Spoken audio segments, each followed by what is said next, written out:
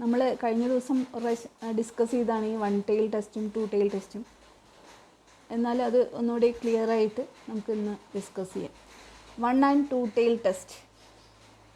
In any test, the critical region is represented by a portion of the area under probability curve of sampling distribution of test statistics.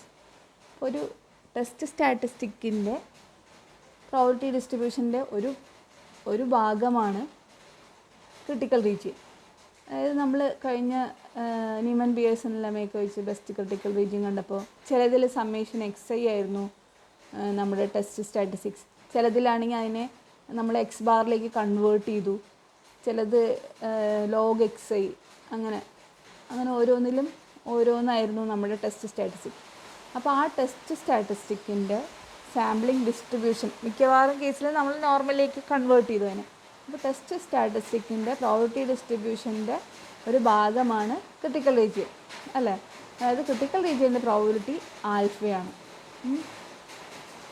അപ്പോൾ ഇനി എന്താണ് 1 tail test നോക്കാം. A test of hypothesis where the alternative hypothesis is 1 tail. That means right or left tail. അതായത് for a test H0 mu equal to mu naught versus H1 mu greater than mu naught. That is known as a right tail test. അതായത് mu greater than mu naught. അപ്പോൾ critical region എന്ന് പറയുന്നത് right side of the probability curve ആയിരിക്കും. അപ്പോൾ അതിന് പറയുന്ന പേരാണ് right tail test. ഇനി H1 mu less than mu naught ആണെങ്കിലോ അത് mu naught-നേക്കാളും താഴെയാണ് നമ്മുടെ ക്രിട്ടിക്കൽ റീജിയൻ കിടക്കുന്നത്. അതായത് H0 റിജക്റ്റ് ചെയ്യാൻ നമ്മളാണല്ലോ H1-ലേക്ക് നമ്മൾ പോകുന്നത്. H1 എന്ന് പറയുന്നത് mu less than mu naught ആണ്. അതായത് H0 റിജക്റ്റ് ചെയ്യുന്ന പോർഷൻ എന്ന് പറയുന്നത് left side of the probability curve ആണ്. അപ്പോൾ mu less than mu naught ആകുമ്പോൾ അതിന് പറയുന്ന പേരാണ് ലെഫ്റ്റ് ടെയിൽ ടെസ്റ്റ്. അപ്പോൾ ഒന്നുകിൽ റൈറ്റ് അല്ലെങ്കിൽ ലെഫ്റ്റ് ടെയിൽ ടെസ്റ്റ് ആകുമ്പോൾ നമ്മൾ അതിനെ 1 tail ടെസ്റ്റ് എന്ന് പറയും. അതായത് to test H0 mu equal to mu naught against H1 either mu greater than mu naught or mu less than mu naught. That is known as 1 tail test. അത് mu greater than mu naught ആകുമ്പോൾ right tail test ആവും, mu less than mu naught ആകുമ്പോൾ left tail test ആയിരിക്കും. അപ്പോൾ ഏത് സൈഡിലാണ് probability കർവിൻ്റെ ഏത് സൈഡിലാണ് ക്രിട്ടിക്കൽ റീജിയൻ അനുസരിച്ചാണ് നമ്മൾ ലെഫ്റ്റ് ടെയിൽ അല്ലെങ്കിൽ റൈറ്റ് ടെയിൽ എന്ന് പറയുന്നത്. അപ്പോൾ അങ്ങനെയാണെങ്കിൽ 2 tail ടെസ്റ്റ് എന്തായിരിക്കും? To test H0 mu equal to mu naught versus H1 mu not equal to mu naught. അപ്പോൾ mu not equal to mu naught എന്ന് മാത്രമേ പറയുന്നുള്ളൂ. അത് mu not equal to mu naught എന്ന് പറഞ്ഞാൽ either mu less than mu naught or mu may be greater than mu naught. H1 എന്ന് പറയുന്നത് mu less than mu naught ആവാം, mu greater than mu naught ആവാം. രണ്ട് സൈഡിലും കൂടിയാണ് നമ്മുടെ H0-ൻ്റെ ക്രിട്ടിക്കൽ റീജിയൻ കിടക്കുന്നത്. ദാറ്റ് ഈസ് അപ്പോൾ H1 mu not equal to mu naught ആകുമ്പോൾ അതിന് പറയുന്ന പേരാണ് 2 tail ടെസ്റ്റ്. ഇനി എന്താണ് ക്രിട്ടിക്കൽ വാല്യൂസ് അല്ലെങ്കിൽ സിഗ്നിഫിക്കൻറ്റ് വാല്യൂസ് എന്ന് നോക്കാം. The value of test statistic, നേരത്തെ പറഞ്ഞു നമ്മൾ എക്സ് ബാറോ അല്ലെങ്കിൽ സമ്മേഷൻ XI ആയിരിക്കും ടെസ്റ്റ് സ്റ്റാറ്റിസ്റ്റിക് എന്ന് പറഞ്ഞു. അപ്പോൾ the value of test statistic which separates the critical region and the acceptance region is called critical value or significant value. അപ്പോൾ പ്രോബിലിറ്റി കർവിൻ്റെ ഒരു പോയിൻറ്റിന് വെച്ചിട്ട് നമ്മൾ അതിനെ ഒന്ന് ക്രിട്ടിക്കൽ റീജിയനും മറ്റത് ആക്സെപ്റ്റൻസ് റീജിയനായിട്ട് മാറ്റും. അപ്പോൾ ആ പോയിൻറ്റിന് പറയുന്ന പേരാണ് ക്രിട്ടിക്കൽ വാല്യൂ അല്ലെങ്കിൽ സിഗ്നിഫിക്കൻറ്റ് വാല്യൂ. അപ്പോൾ നമ്മൾ നേരത്തെ സ്റ്റാൻഡർഡൈസ് ചെയ്തിട്ട് മീനാണ് ടെസ്റ്റ് ചെയ്യണമെങ്കിൽ X bar minus mu naught by sigma by root എന്നൊക്കെ നമ്മൾ ബെസ്റ്റ് ക്രിട്ടിക്കൽ റീജിയനിൽ ചെയ്തിട്ടുണ്ട്. അതിൻ്റെ ക്രിട്ടിക്കൽ വാല്യൂ അതാണ് നമ്മൾ ക്രിട്ടിക്കൽ വാല്യൂസ് അല്ലെങ്കിൽ സിഗ്നിഫിക്കൻറ്റ് വാല്യൂ. അത് ഏത് പോയിൻ്റാണ് നമ്മൾ റിജക്ഷൻ ഭാഗവും അതുപോലെ ആക്സെപ്റ്റൻസ് റീജിയനായിട്ട് തിരിക്കുന്നത്, ആ പോയിൻറ്റിന് പറയുന്ന പേരാണ് ക്രിട്ടിക്കൽ വാല്യൂ. ഇനി ക്രിട്ടിക്കൽ വാല്യൂ എന്തിനെയൊക്കെ ഡിപ്പെൻഡ് ചെയ്യും? Level of significance alpha and alternative hypothesis. അപ്പോൾ ആൽഫയുടെ വാല്യൂ 0.05 ആണെങ്കിൽ ക്രിട്ടിക്കൽ റീജിയൻ്റെ പ്രോബിലിറ്റി 0.05 ആണ്. ആൽഫയുടെ വാല്യൂ 0.01 ആണെങ്കിൽ ക്രിട്ടിക്കൽ റീജിയൻ്റെ പ്രോബിലിറ്റി 0.01 ആവും. അപ്പോൾ അങ്ങനെ ആ പ്രോബിലിറ്റിയുടെ ഇത് മാറുന്നതിനനുസരിച്ച് അതിൻ്റെ പോയിൻറ്റും മാറിക്കൊണ്ടിരിക്കും. അതുപോലെ തന്നെ it depends on alternative hypothesis. അപ്പോൾ H1 mu not equal to ആകുമ്പോൾ രണ്ട് സൈഡിലും കൂടി അല്ലേ ക്രിട്ടിക്കൽ റീജിയൻ കിടക്കുക. അപ്പോൾ critical value depends upon both level of significant and alternative hypothesis.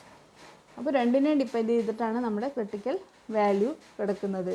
അതായത് ആൽഫ ഈക്വൽ ടു 0.05 ആകുമ്പോൾ ഒരു ക്രിട്ടിക്കൽ വാല്യൂ ആയിരിക്കും, ആൽഫ ഈക്വൽ ടു 0.01 ആകുമ്പോൾ വേറെ ഒന്നായിരിക്കും. അതേപോലെ തന്നെ ആൾട്ടർനേറ്റീവ് ഹൈപ്പോത്തസിസ് രണ്ട് സൈഡിലും കൂടെ mu not equal to mu naught ആകുമ്പോൾ രണ്ട് സൈഡിലും കൂടി ആയിരിക്കും ക്രിട്ടിക്കൽ റീജിയൻ കിടക്കുക.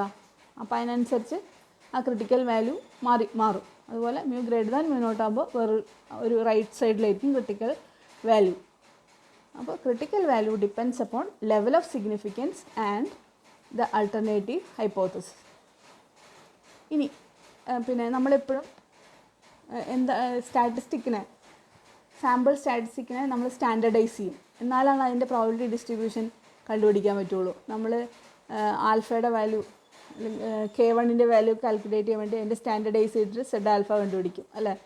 അപ്പോൾ ഇവിടെ സ്റ്റാൻഡർഡൈസ് ചെയ്യേണ്ട variable Z is equal to T minus expectation of T by its standard deviation by the standard deviation of T follows N01 is known as the test statistic. The test statistic എന്ന് പറഞ്ഞാൽ എന്താണ്? If T is the sample statistic, then by standardizing it we get T minus expectation of T by standard deviation of standard error of T that follows N01 normal with 0,1 as n tends to infinity is known as test statistic. അപ്പോൾ മീൻ test ചെയ്യുന്ന കേസിൽ test statistic എന്തായിരിക്കും വരിക? മീൻ test ചെയ്യുമ്പോൾ നമ്മൾ corresponding sample value x bar ആണ് എടുക്കുന്നത്. അപ്പോൾ x bar minus its mean by its standard error that is x bar minus mu by sigma by root n is known as the test statistic. ഇനി എങ്ങനെയാണ് ഈ left tail ടെസ്റ്റിലും പിന്നെ right tail ടെസ്റ്റിലൊക്കെ അല്ലെങ്കിൽ two tail ടെസ്റ്റിലൊക്കെ ഈ critical value determine ചെയ്യാൻ നോക്കാം. Critical വാല്യൂവിനെ നമുക്ക് സെഡ് ആൽഫ എന്ന് ഡിനോട്ട് ചെയ്യാം. യൂഷ്വലി ഇറ്റ് ഫോളോസ് നോർമൽ, അപ്പോൾ we denote it as Z alpha. അപ്പോൾ സെഡ് ആൽഫ എങ്ങനെയാണ് കണ്ടുപിടിക്കുന്നത് നോക്കാം. അപ്പോൾ ടു ടെയിൽ ടെസ്റ്റിലാകുമ്പോൾ നമ്മളെന്താ H1 mu not equal to mu naught അല്ലേ. Mu not equal to mu നോട്ടാണ് ടു ടെയിൽ ടെസ്റ്റിൽ H1 എന്ന് പറയുന്നത്. അപ്പോൾ ക്രിട്ടിക്കൽ റീജിയൻ രണ്ട് സൈഡിലുമായിട്ട് കിടക്കും അല്ലേ. പ്രോബബിലിറ്റി കർവിൻ്റെ രണ്ട് സൈഡിലുമായിട്ട് കിടക്കും. Mu greater than mu naught ആവാം, mu less than mu naught ആവാം. അപ്പോൾ ക്രിട്ടിക്കൽ റീജിയൻ ഇങ്ങനെ രണ്ട് സൈഡിലും കൂടെ ഡിസ്ട്രിബ്യൂട്ട് ചെയ്യും. ആൽഫ ഈക്വൽ ടു 0.05 ആകുമ്പോൾ നമ്മൾ പിന്നെ ഒരു ടോട്ടൽ പ്രോബബിലിറ്റി ക്രിട്ടിക്കൽ റീജിയൻ്റെ ടോട്ടൽ പ്രോബബിലിറ്റിയാണ് 0.05. അപ്പോൾ അതിനെ നമ്മൾ രണ്ട് സൈഡിലും കൂടെ മ്യൂ ഗ്രേറ്റർ ദാൻ മ്യൂ നോട്ടും ആവാം, മ്യൂ ലെസ് ദാൻ മ്യൂ നോട്ടും ആവാം. രണ്ട് പോസിബിലിറ്റി ഉണ്ട്. അപ്പോൾ രണ്ട് സൈഡിലും കൂടെ mu not equal to mu naught എന്ന് പറഞ്ഞാൽ മ്യൂ ഗ്രേറ്റർ ദാൻ മ്യൂ നോട്ടും ആവാം, മ്യൂ ലെസ് ദാൻ മ്യൂ നോട്ടും ആവാം. അപ്പോൾ പിന്നെ ലോവർ ടെയിലും അപ്പർ ടെയിലും കൂടെ രണ്ട് സൈഡിലും കൂടെയാണ് ക്രിട്ടിക്കൽ റീജിയൻ കിടക്കുന്നത്. അപ്പോൾ ടോട്ടൽ പ്രോബബിലിറ്റി 0.05 ആണെന്ന് വിചാരിക്കൂ. ആൽഫ ഈക്വൽ ടു 0.05 ആകുമ്പോൾ ടോട്ടൽ പ്രോബബിലിറ്റി 0.05 ആണ്. അപ്പോൾ ഒരു സൈഡിലുള്ള പ്രോബബിലിറ്റി ക്രിട്ടിക്കൽ റീജിയൻ്റെ probability 0.05/2 that is equal to 0.025 ആയിരിക്കും.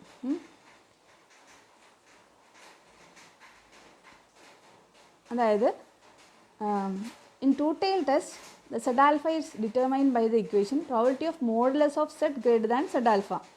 അതായത് ലെസ് ദാനോ ആവാം ഗ്രേറ്റർ ദാനോ ആവാം. അപ്പോൾ അതിന് ഒറ്റതിൽ probability of modulus of Z greater than Z alpha. If alpha equal to 0.05 then P of അപ്പോൾ modulus of Z greater than Z alpha എന്ന് പറഞ്ഞാൽ എന്താ? P of Z greater than Z alpha plus P of Z less than minus Z alpha that is equal to alpha. അപ്പോൾ രണ്ട് സൈഡിലും കൂടെ രണ്ടും Z modulus of Z greater than Z alpha എന്ന് പറഞ്ഞാൽ ഒന്നുകിൽ Z greater than Z alpha ആവാം, അല്ലെങ്കിൽ Z less than minus Z alpha ആവാം. അപ്പോൾ നോർമൽ ഡിസ്ട്രിബ്യൂഷൻ ആയതുകൊണ്ട് ഇത് സിമെട്രിക് ആണ്.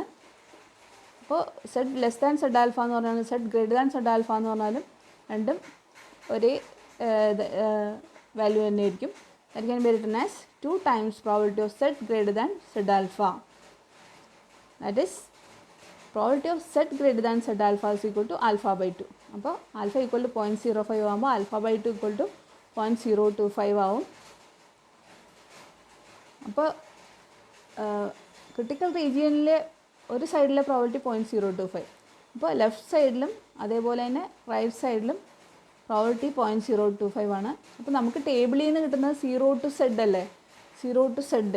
അപ്പോൾ നമ്മൾ 0 to z വരെയുള്ള പ്രോബിലിറ്റി എത്രയാണെന്നാണ് നമുക്ക് ടേബിളിൽ നിന്ന് കിട്ടുക. അപ്പോൾ അപ്പുറത്തേക്ക് z ആൽഫ ടു ഇൻഫിനിറ്റി 0.025 ആണെങ്കിൽ നമുക്ക് 0 to z ആൽഫ വരെയുള്ള പ്രോബിലിറ്റി 0.5 മൈനസ് 0.025 ആയിരിക്കും. That is equal to 0.475. അപ്പോൾ 0.475 പ്രോബിലിറ്റി വരുന്ന z ആൽഫയുടെ വാല്യൂ ടേബിളിൽ നിന്ന് കണ്ടുപിടിക്കുക.